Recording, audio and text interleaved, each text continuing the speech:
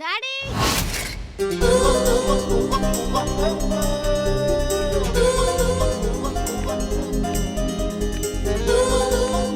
Sorry daddy, school టీచర్తో మాట్లాడుతుంటే late అయింది. Brother, ఎందుకు ఈ డ్యూటీ భక్తి? కంటపడ్డ ప్రతి నేరానికి అరెస్ట్ చేయడం మొదలెడితే ఊళ్ళో ఉన్న వాళ్ళంతా లోపలే ఉంటారు, తమరొక్కరే బయట ఉండాల్సి వస్తుంది.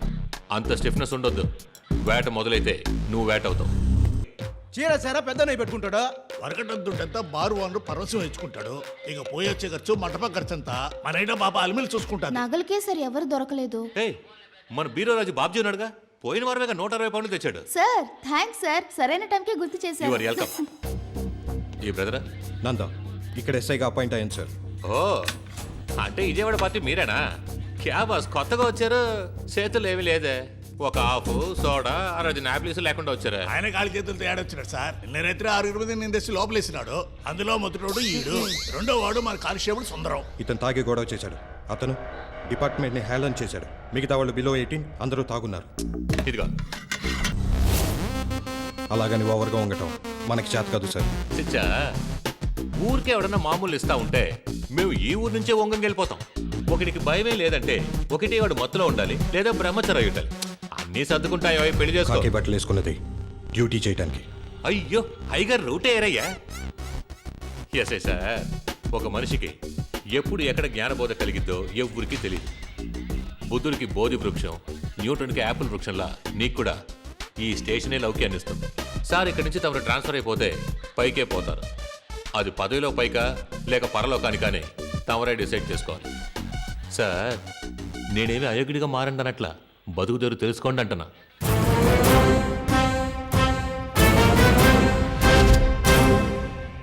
గమనించే ఉంటారు, నేను ఎప్పుడు స్టేషన్కి వచ్చినా ఈ లాకప్కి దండం పెట్టే చైర్లో కూర్చుంటాను. ఎందుకంటే ఖైదీలు మనకి దేవుళ్ళు అంటాడు.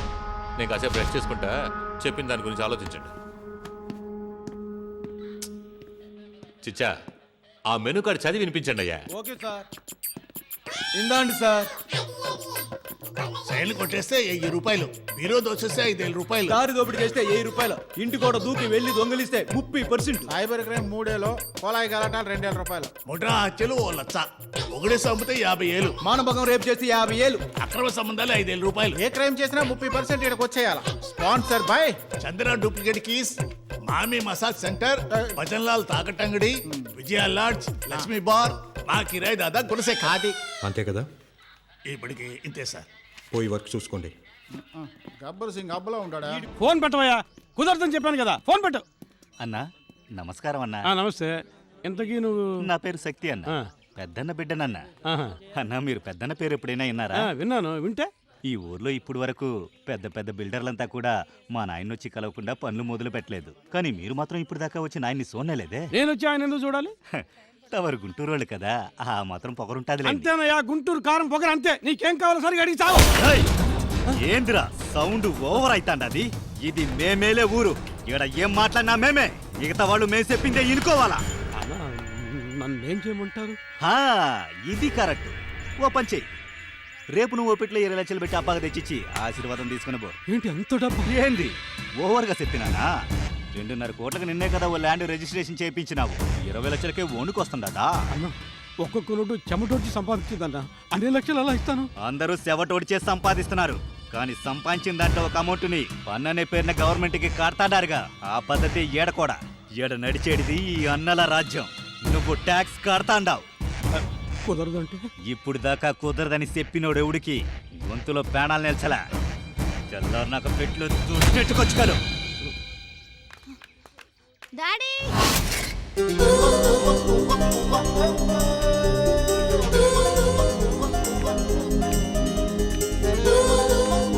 సారీ డాడీ, స్కూల్ టీచర్తో మాట్లాడుతుంటే లేట్ అయింది. పర్వాలేదు, వెళ్దాం. బిల్డర్ పిల్ల కేక పుట్టించినది. వాస్తు ప్రకారం ఆగ్నేయంతో పాటు కుబేరముల కూడా పర్ఫెక్ట్. ఇడిస్తే ఇప్పుడే బాడికి దిగేలా ఉంటావే. ఇక్కడ మొత్తం ఎంతమందిని బంధించగలవు? 10 మందిని ఇరికించి బంధిస్తే 25, ఇంకాస్త ఇరికిస్తే 50 మందిని బంధించవచ్చు. 500 మంది వస్తారు.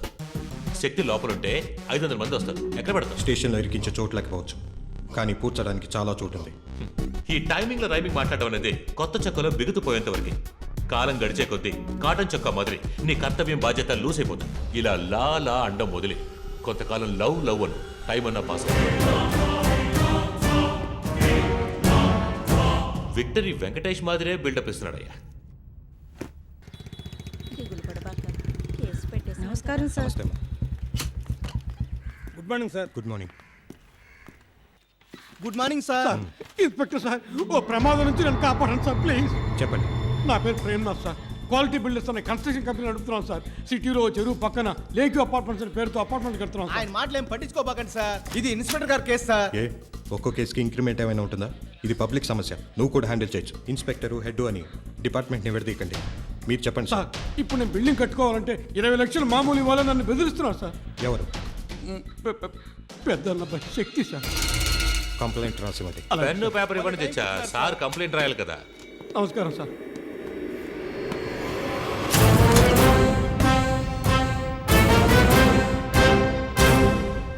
ఎవరో పెద్దన్నట వాళ్ళ అబ్బాయి శక్తి మీద కంప్లైంట్ ఇవ్వడానికి వచ్చారు.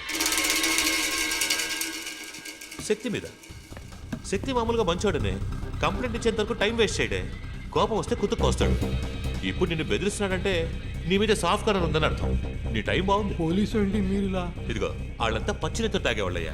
పేపర్ పెన్ను ఉంటే కంప్లైంట్ రాయొచ్చు, కానీ సాక్ష్యం చెప్పడానికి నువ్వు ఉండాలిగా. కోర్టు కేసు తలనొప్పెందుకు? మాట్లాడి ముగిద్దాం. ఏంటి సార్ మాట్లాడేది? ఒక అక్యూజ్డ్ మీద పబ్లిక్ కంప్లైంట్ ఇచ్చినప్పుడు యాక్షన్ ఎందుకు తీసుకోకూడదు? అప్పుడైతే కంప్లైంట్ ఇస్తే వెంటనే యాక్షన్ తీసుకో. Yes sir.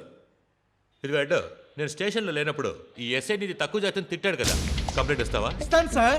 ఏంటి ఎస్ఐ గారు, యాక్షన్ తీసుకుందామా? సార్ ఇదంతా అబద్ధం సార్.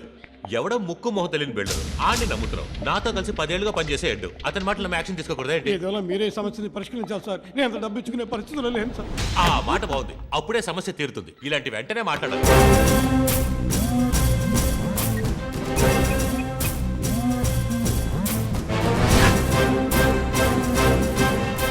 హలో శక్తి. ఏంది మహేంద్ర? ఏందయ్యా ఇది? అన్యాయం కదమ్మా. 20 లక్షలకి బిల్డర్ని బెదిరించారంటమ్మా. అలా బెదిరిస్తే మన ఊరికి ఎప్పుడు అపార్ట్మెంట్స్ వచ్చేది? మన దేశ సెన్సస్ ఎలా పెరిగేది?